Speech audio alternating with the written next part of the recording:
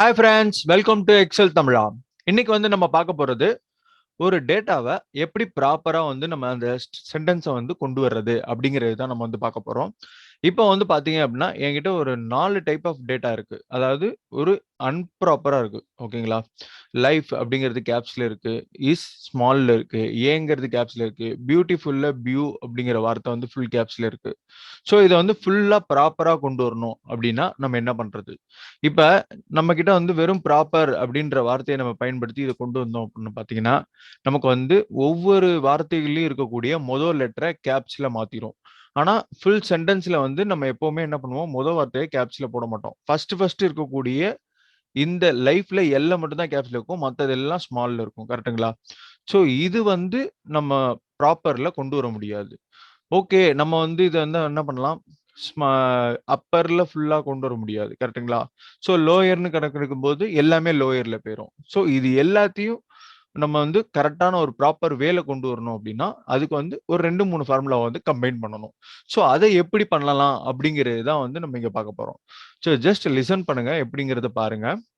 Is equal to Appar bracket open. நான் என்ன பண்றேன், லெஃப்ட் பிராக்கெட் ஓப்பன். இந்த செல்ல நான் செலக்ட் பண்ணிக்கிறேன், கமா 1. அதாவது எனக்கு முதல் வார்த்தையை மட்டும் கேப்ஸ்ல மாத்திக்கோ. லெஃப்ட் சைடுல ஃபர்ஸ்ட் வார்த்தையை மட்டும் எனக்கு கேப்ஸ்ல மாத்திக்கோ அப்படிங்கிற மாதிரி நான் சொல்லி பிராக்கெட்டை க்ளோஸ் பண்ணிடுறேன். அண்ட் லோயர்ன்ற ஃபார்முலாவை நான் எடுத்துக்கிறேன். Right bracket open.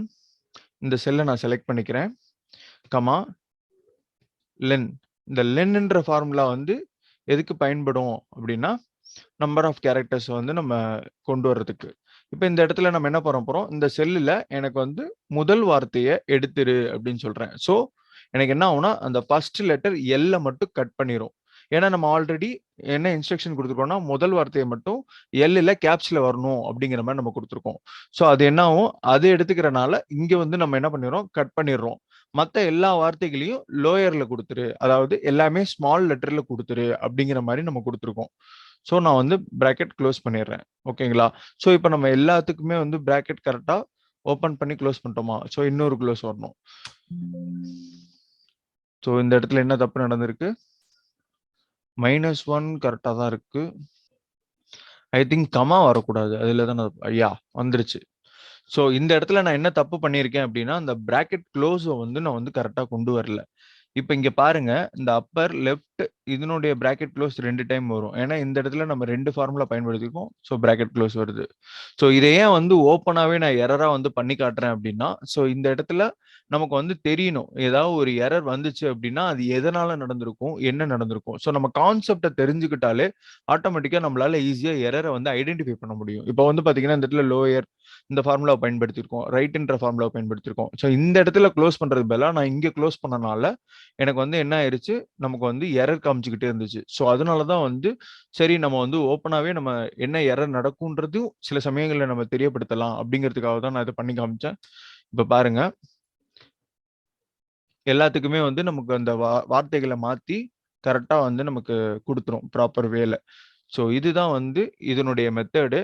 இந்த ஃபார்முலாவை ஆல்ரெடி நம்ம செப்பரேட்டா ஒவ்வொன்றும் என்னென்ன கான்செப்ட் அப்படிங்கிறத நம்ம இண்டிவிஜுவல் வீடியோவா போஸ்ட் பண்ணியிருக்கோம். டிஸ்கிரிப்ஷன்ல லிங்க் இருக்கு. பார்க்காதவங்க அதை பார்த்துட்டு இதை பார்த்தீங்க அப்படின்னா உங்களுக்கு ரொம்பவே யூஸ்ஃபுல்லா இருக்கும். இது போல நிறைய வீடியோ பார்க்க மறக்காம நம்ம சேனலை சப்ஸ்கிரைப் பண்ணுங்க, லைக் பண்ணுங்க, ஷேர் பண்ணுங்க. Thank you all.